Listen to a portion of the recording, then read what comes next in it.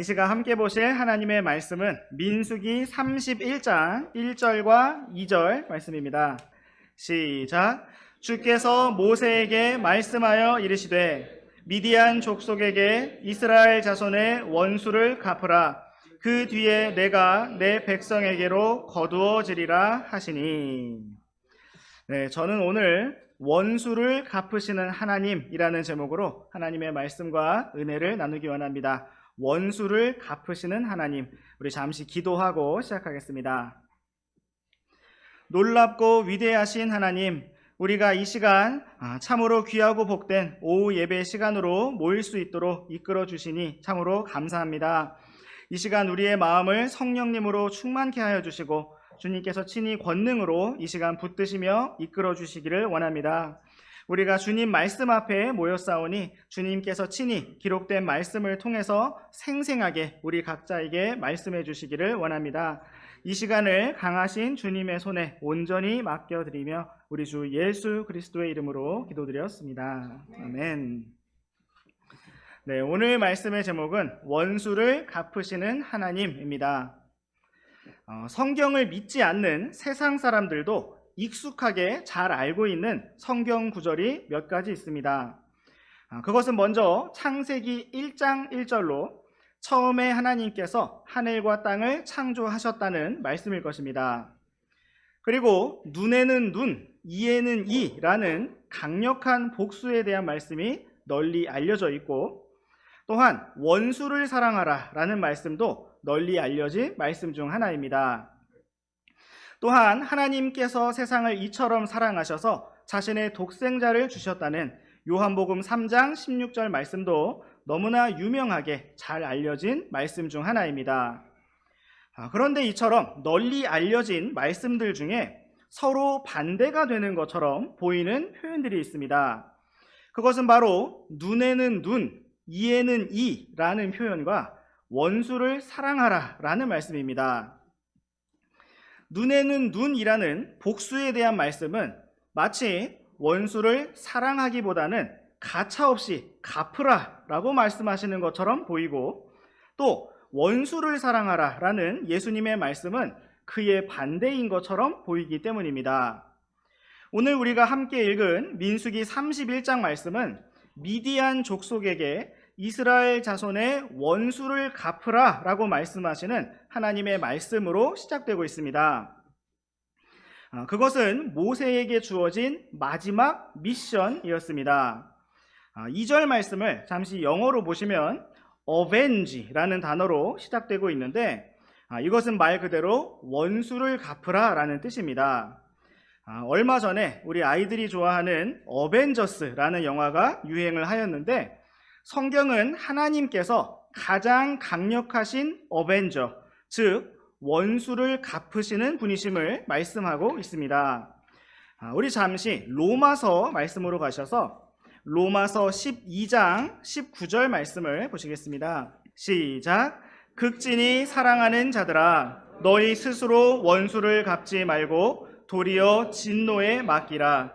기록된 바 원수 갚는 일은 내 것이니 내가 갚으리라. 주가 말하노라 하였느니라. 아멘.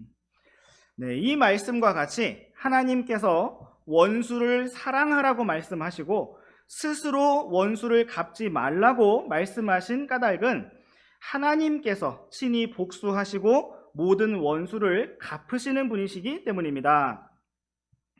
하나님께서 친히 모든 악에 대하여 심판하시고 모든 피해에 대하여 보상하시고 모든 것을 정의롭게 갚으시는 분이시기 때문에 우리 성도들은 철저히 어린 양이 되어서 오직 모든 것을 갚으시는 주님께로부터 보상을 받을 길만을 걸어가라고 말씀하신 것입니다. 오늘 우리는 민수기 31장 말씀을 통해서 우리 하나님께서 어떻게 원수를 갚으시는 분이신지, 또 어떻게 이스라엘 자손에게 보상하시는 분이신지 함께 살펴보고자 합니다. 주님께서 이 시간을 주관하시고 친히 인도해 주시기를 원합니다. 이제 우리 다시 민수기 말씀으로 돌아오셔서 민수기 31장 3절부터 5절까지 말씀 번갈아 읽으시겠습니다. 모세가 백성에게 말하여 이르기를 너희 가운데 얼마를 무장시켜 전쟁에 보내고 그들이 미디안 족속을 대적하러 가서 미디안에게 주의 원수를 갚게 하라. 너희는 두루 이스라엘 모든 지파로부터 각 지파에서 1000명씩 뽑아 싸움에 보낼지니라 하매 이에 이스라엘의 수천 가운데서 각 지파에서 1000명씩 넘겨주니 12,000명이 싸움을 위해 무장하니라. 네, 얼마 전 민수기 26장 말씀에서 보았던 이스라엘 자손 가운데서 20살 이상이 되어 전쟁에 나갈 수 있는 모든 남자는 60만 1730명이었습니다. 그런데 이번 전투를 위해 선택된 이스라엘의 군사는 60만 명의 반의 반도 안 되는 12,000명이었습니다.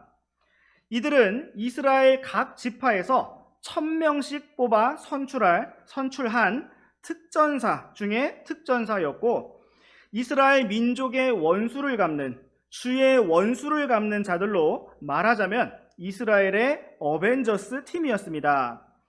그들이 갚을 이스라엘의 원수는 바로 발락과 발람의 부올 사건에 대한 것이었습니다. 대언자 발람은 직접 이스라엘을 저주할 수 없다는 사실을 깨닫고 이스라엘을 타락하도록 유혹함으로써 하나님께서 그들을 직접 대적하시고 재앙을 내리시도록 유도하였습니다. 이것이 바로 마귀가 오늘날 우리 성도들을 공격하는 동일한 방식입니다. 마귀는 우리를 육신의 삶으로 이끌고 또한 교만한 상태로 만들어서 하나님께서 대적하시는 위치에 서 있도록 교묘하게 우리를 유도합니다. 그리고 결국 하나님께서 거절하시고 외면하시는 상태에 이르도록 계속해서 우리를 이끌고 가고자 하는 것을 볼 수가 있습니다. 그러므로 우리가 하나님의 말씀에 따라 정신을 차리고 깨어서 마귀를 대적하며 주님의 권능으로 날마다 매 순간 승리하는 삶으로 나아가기를 원합니다. 이제 우리 함께 계속해서 이어지는 6절에서 8절까지 말씀 번갈아 읽으시겠습니다. 모세가 각 지파에서 1000명씩 뽑아 전쟁에 보내되 그들과 함께 제사장 엘르아살의 아들 비느하스를 전쟁에 보내며 그의 손에 거룩한 도구들과 부는 나팔들을 주매 그들이 주께서 모세에게 명령하신 대로 미디안 족속과 싸움을 벌여 모든 남자들을 죽이고 죽임당한 자들 가운데 남아있는 생존자들 외에 미디안의 왕들을 죽였으니 곧 에비와 레겜과 수르와 훌과 레바 즉 미디안의 5 왕이며 그들이 부올의 아들 발람도 칼로 죽였더라. 네, 이 말씀은 이스라엘의 승리를 간략하게 기록해주고 있습니다. 미디안의 왕들은 이스라엘의 60만 군대 중에서 절반도 안 되는 12,000명만으로도 전멸시킬 수가 있는 매우 나약한 상태에 있었습니다. 이 전투에는 6절 말씀과 같이 대제사장 엘르아살의 아들인 비느하스가 함께하였습니다. 비느하스는 바알보올 사건 때 미디안 여인을 이스라엘 진영 안으로 데리고 왔던 남자에게 창을 던져서 그 재앙을 그치게 하였던 사람이고 주께서 그의 열심을 칭찬하셨던 사람이었습니다. 장차 아버지 엘르아살의 뒤를 이어 대제사장이 될 사람이었던 비느하스는 이번 전투에 무기를 들고 참여하는 것이 아니라 거룩한 도구들과 부는 나팔들을 가지고 주님께 기도하면서 전투를 지휘하는 일에 참여하였습니다. 이스라엘의 어벤져스 팀은 7절 말씀과 같이 그들이 공격했던 지역의 모든 남자들을 죽였고 8절 말씀과 같이 미디안의 5 왕을 죽였으며 부올의 아들 발람도 죽였습니다. 미디안의 5 왕 중에는 비느하스가 창을 던져서 심판한 고스비라는 미디안 여인의 아버지였던 수르라는 왕이 포함되어 있었습니다. 또한 이스라엘 자손 앞에 걸림돌을 놓아서 재앙이 임하게 하였던 부올의 아들 발람도 여기에서 죽음을 맞이하였습니다. 그는 한때 자신이 의로운 자의 죽음으로 죽기를 원한다라고 외쳤었지만 그의 멋있었던 그 말과는 상관없이 주의 원수로서 비참하게 죽음을 맞이하고 말았습니다. 그가 한동안 모압 왕 발락으로부터 받은 재산을 가지고 얼마나 부유하게 살았는지 알 수 없지만 그의 결말은 이처럼 허무하고 비참하였습니다. 이제 우리 함께 계속해서 민수기 31장 9절부터 12절까지 말씀 번갈아 읽으시겠습니다. 이스라엘 자손이 미디안의 모든 여인들과 그들의 어린 것들을 포로로 사로잡고 그들의 모든 가축과 모든 양떼와 모든 재물을 노략하며 그들이 거하는 그들의 모든 도시들과 모든 좋은 성체들을 불로 태우고 사람들과 짐승들 중에서 모든 노략물과 모든 탈취물을 취한 뒤 이스라엘 자손이 포로들과 탈취물과 노략물을 이끌고 여리고에 가까운 요르단역 모압 평야의 진영에 이르러 모세와 제사장 엘라살과 이스라엘 자손 회중에게 오니라. 네, 이 말씀은 전쟁 승리의 탈취물들을 보여주고 있습니다. 이스라엘의 특공대는 먼저 7절 말씀에서 보았던 것처럼 미디안의 모든 남자들을 죽였고 그 후에 9절 말씀처럼 미디안의 모든 여인들과 어린이들을 포로로 사로잡았습니다. 또한 모든 가축과 양떼와 재물을 노략하였습니다. 그들이 얻은 탈취물과 노략물은 참으로 풍성하였습니다. 계속해서 이어지는 13절부터 18절까지 말씀도 번갈아 읽으시겠습니다. 모세와 제사장 엘르아살과 회중의 모든 통치자들이 진영 밖에서 그들을 맞이하러 나갔다가 모세가 군대의 직무 수행자들 곧 싸움에서 돌아온 천인 대장들과 백인 대장들에게 노하니라. 모세가 그들에게 이르되 너희가 모든 여인들을 살려두었느냐? 보라, 이들이 발람의 조언에 따라 이스라엘 자손을 유혹하여 고올의 사건에서 주께 범법을 저지르게 하였고 이로써 주의 회중 가운데 재앙이 있었느니라. 그러므로 이제 어린 것들 가운데서 남자는 다 죽이고 남자와 함께 누워 남자를 안 여자는 다 죽이되 남자와 함께 눕지 아니하여 남자를 알지 아니한 모든 여자아이들은 너희를 위해 살려둘지니라. 네, 모세는 전쟁에서 승리하고 돌아온 특공대의 대장들, 캡틴들에게 화를 내었습니다. 그 이유는 이스라엘의 대장들이 이번 전쟁의 의미에 대해서 모세의 생각만큼 인지하고 있지 못하였기 때문이었습니다. 인간적인 마음으로는 목숨을 걸고 전쟁에 나가서 승리하고 돌아온 대장들에게 먼저 잘했다, 수고했다, 격려해 줄 수도 있었겠지만 모세에게는 이것이 너무나 중요한 문제였습니다. 왜냐하면 이번 전쟁은 모세의 죽음에 앞서 주어진 마지막 미션이었기 때문입니다. 이제 이 일을 다 마친 후에 모세는 백성들에게로 거두어지고 이 땅에서의 여정을 마치게 될 것이었습니다. 모세는 부올의 사건에서 가장 큰 원인을 제공했던 미디안 여인들, 가장 직접적인 원수들을 살려두지 말라고 명령하였습니다. 어린아이들 중에서도 남자아이들을 다 죽이라고 하였습니다. 오직 결혼하지 않은 여자 어린이들만을 남겨두라고 하였습니다. 다시는 바알 부올과 같은 사건이 발생하지 않도록 철저히 심판을 집행하고 이스라엘을 지켜내야 했기 때문입니다. 또한 우리 함께 계속해서 이어지는 19절부터 24절까지 말씀 번갈아 읽어보시겠습니다. 너희는 이레 동안 진영 밖에 거하라. 누구든지 사람을 죽인 자나 누구든지 죽임당한 자를 만진 자는 셋째 날과 일곱째 날에 너희 자신과 너희 포로들을 깨끗하게 하고 너희의 모든 의복과 가죽으로 만든 모든 것과 염소털로 작업한 모든 것과 나무로 만든 모든 것을 깨끗하게 하라 하니라. 제사장 엘르아살이 싸움에 나갔던 전사들에게 이르되 주께서 모세에게 명령하신 법의 규례가 이러하니라.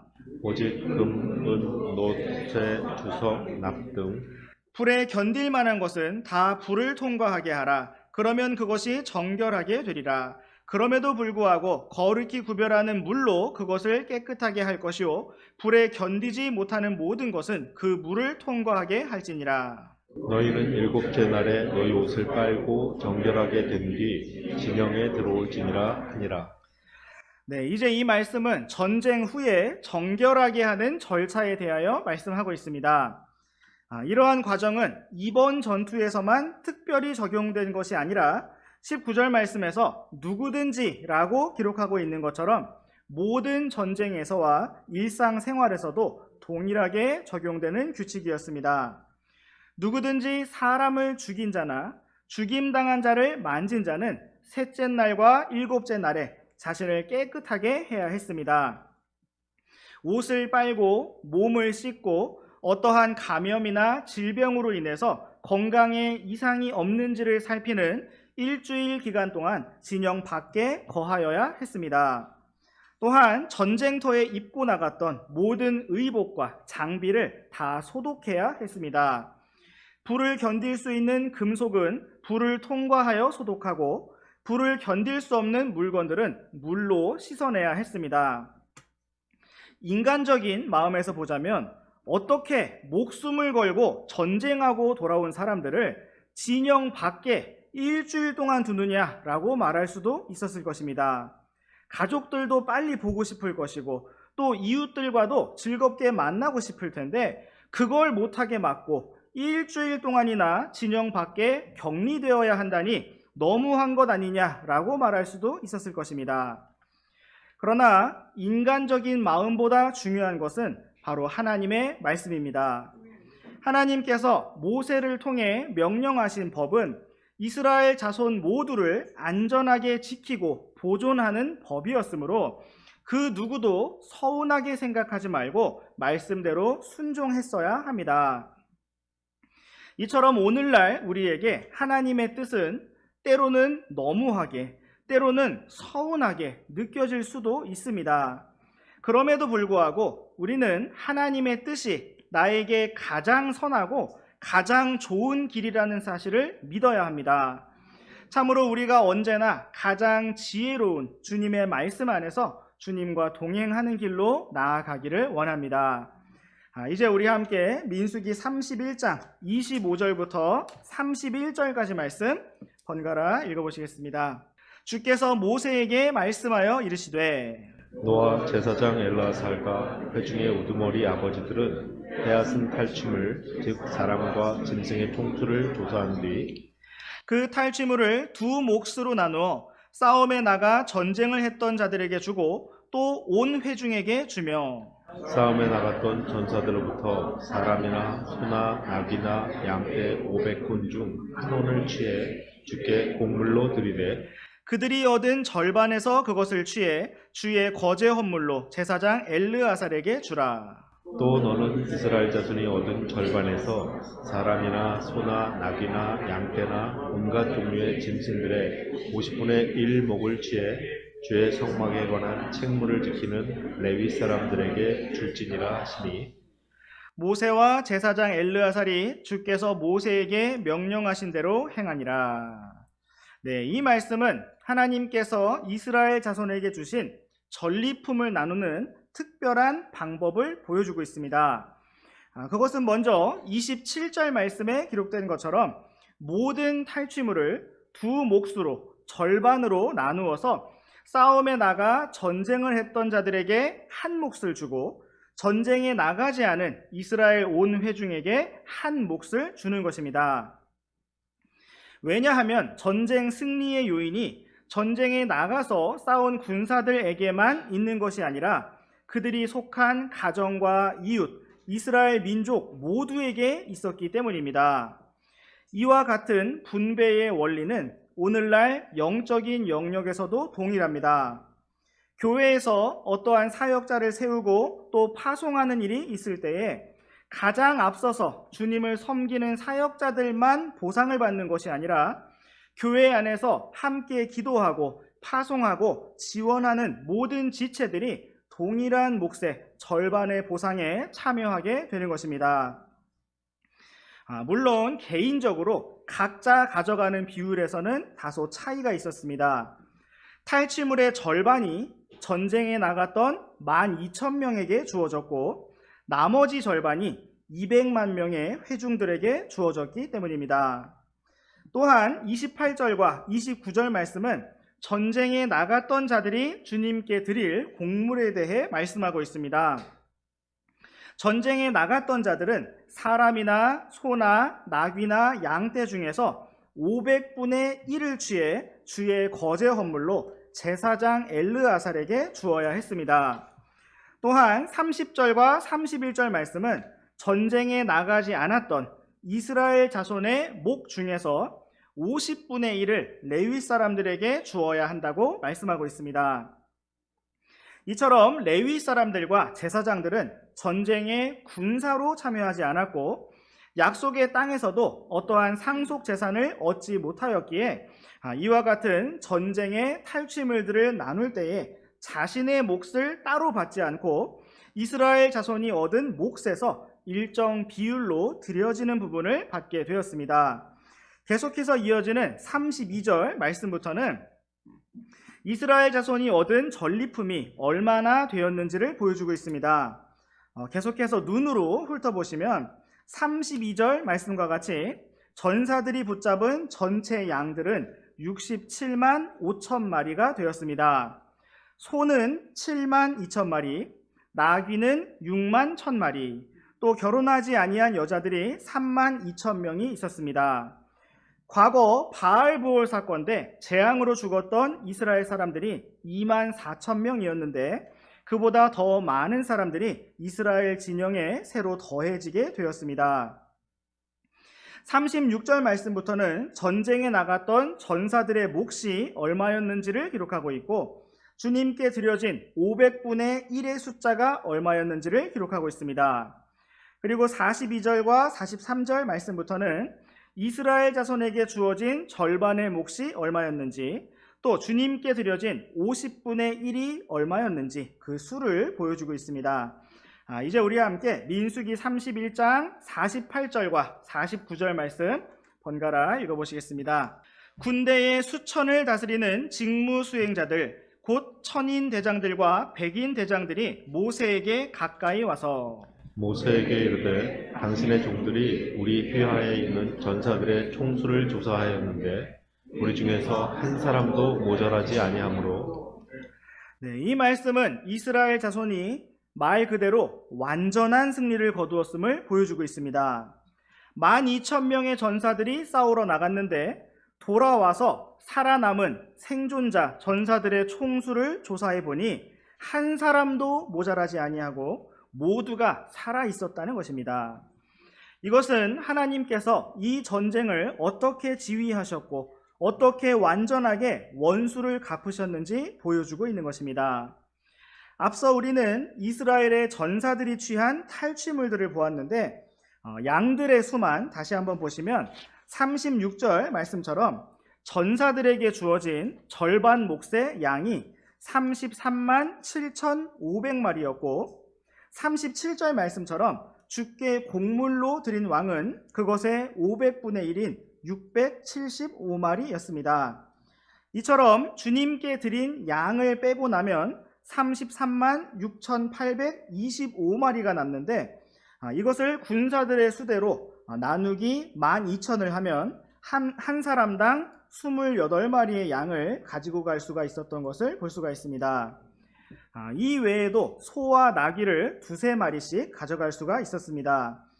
계속해서 우리와 함께 민수기 31장 50절부터 끝까지 54절까지 번갈아 읽으시겠습니다. 우리 각 사람이 얻은 것, 즉 금패물 중에서 사슬과 팔찌와 반지와 귀고리와 납작한 보석들을 주 앞에서 우리 혼을 위해 속죄하려고 주께 드리는 봉헌물로 가져왔나이다 하므로 모세와 제사장 엘르아살이 그들에게서 금 곧 모든 공예 패물을 취하였는데 천인 대장들과 백인 대장들에게서 취해 그들이 주께 드린 헌물의 금은 모두 16,750세겔이더라. 전사들이 이미 각각 자기를 위해 노력하였더라. 모세와 제사장 엘르아살은 천인 대장들과 백인 대장들에게서 금을 취해 회중의 성막으로 가져와 주 앞에서 이스라엘 자손을 위한 기념물로 삼았더라. 이 말씀은 전쟁에서 살아 돌아온 모든 군사들이 노력하여 온 근 패물 중에서 얼마를 주님께 드린 장면을 기록하고 있습니다.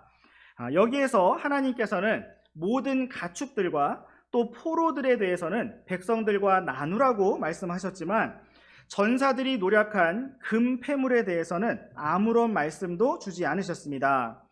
그것은 전사들이 저마다 노력한 만큼 가질 수 있는 자유로운 개인 소유로 주어진 것이라 보입니다.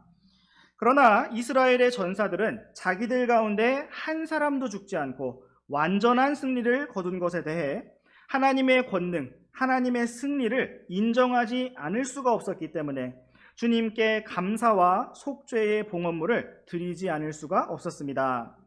그들이 드린 금은 52절 말씀처럼 16,750세겔이었습니다. 1세겔은 무게 단위로 오늘날 11.5g 정도에 해당됩니다. 그렇다면 16,750세겔은 얼마나 되었을까요? 그것은 무려 190kg 정도 나가는 무게였습니다. 어제 말씀을 준비하면서 검색을 해보니 1kg 나가는 금괴 하나가 8,800만 원 정도 된다고 합니다.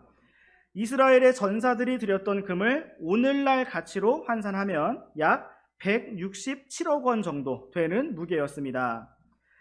이것이 전사들이 노력하였던 금폐물의 일부분이라고 본다면 그들이 취했던 재물은 훨씬 더 많고 풍성했을 것입니다. 오늘 우리는 원수를 갚으시는 하나님이라는 제목으로 민수기 31장 말씀을 살펴보았습니다. 성경이 보여주고 있는 우리 하나님은 모든 것을 정의롭고 정확하게 갚으시는 하나님이십니다. 그것이 아말렉 족속이든 미디안 민족이든 하나님께서는 결코 그냥 넘어가지 아니하시고 반드시 원수를 갚으시는 참으로 두려우신 하나님이십니다. 하나님께서 우리에게 원수를 갚지 말고 오히려 원수를 사랑하라고 말씀하신 것은 하나님께서 전혀 원수를 갚지 않으시는 분이시기 때문이 아니라 모든 것을 친히 가장 정확하게 갚으시는 분이시기 때문입니다. 그러므로 하나님께서는 내가 갚으리라 라고 말씀하셨습니다. 오늘의 말씀에서 하나님께서는 미디안에 대한 원수를 갚으셨을 뿐만 아니라 이스라엘 자손이 재앙으로 당한 재앙에 대한 보상도 얻게 하셨습니다. 가장 값진 보상은 미디안에게 원수를 갚았다라는 사실이었겠지만 하나님께서는 그에 더하여 풍성한 양떼와 소떼와 나귀떼를 주셨고 재앙으로 잃어버린 사람들보다 더 많은 포로들과 종들을 주셨으며 풍성한 재물도 얻게 하셨습니다. 이러한 이스라엘의 승리는 장차 우리 믿음의 성도들의 승리와 보상을 보여주고 있습니다. 우리 함께 말씀을 정리하면서 마지막으로 고린도전서 15장 말씀을 보시겠습니다. 먼저 고린도전서 15장 25절과 26절 말씀 한 절씩 번갈아 읽으시겠습니다. 그분께서 친히 모든 원수들을 자신의 발 아래 둘 때까지 반드시 통치하시리니 멸망받을 마지막 원수는 사망이니라. 아멘. 성경은 주 예수 그리스도께서 반드시 다시 오실 것이고 모든 원수들을 자신의 발 아래 두실 것이라고 말씀하고 있습니다. 또한 멸망받을 마지막 원수는 사망이라고 말씀하고 있습니다. 또한 우리 함께 한 페이지 뒤로 가셔서 고린도전서 15장 51절부터 54절까지 말씀 번갈아 읽으시겠습니다.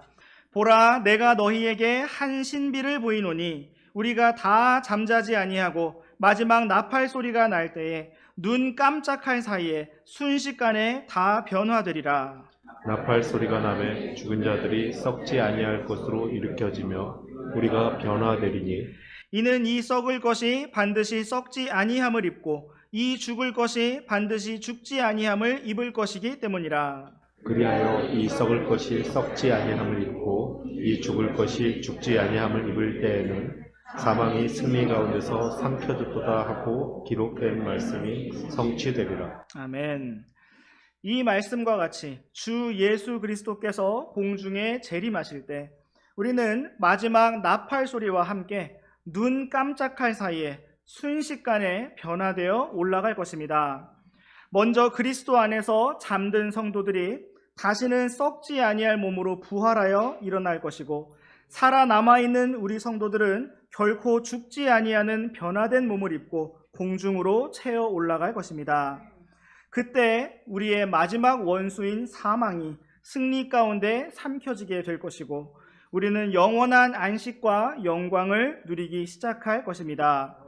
주 예수 그리스도께서 오셔서 우리의 원수를 갚으시는 그날에 우리는 마귀와 사망에게 승리하며 기뻐하게 될 것이고 주님께서 주실 차고 넘치는 보상을 누리게 될 것입니다. 참으로 그 영광의 날을 바라보고 소망하면서 오늘도 믿음의 한 걸음을 힘차게 걸어 전진하는 우리 모두가 되기를 원합니다. 기도하고 마치겠습니다.